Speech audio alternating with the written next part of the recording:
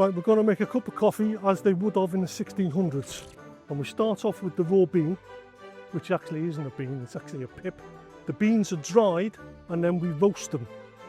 Now this is an early cylindrical roaster, and we will put charcoal in the tray, and you will gently, you can just hear the beans moving around, and they would probably got a small child to do this, but this is quite inefficient because we can't see the bean.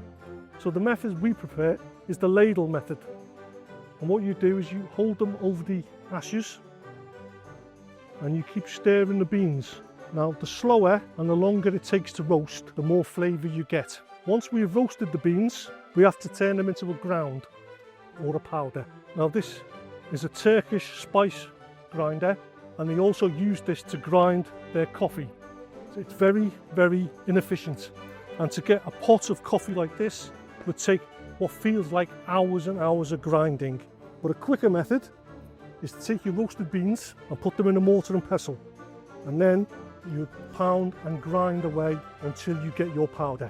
You take your grinds and you put them in your coffee pot, and then we take it to the fire, and unlike today's coffee, this would be boiled and boiled and boiled until it reduces by half, and that will leave you with a very thick syrupy coffee that would be very bitter in flavour but would have an awful lot of caffeine available. You wouldn't add milk, and you would drink this.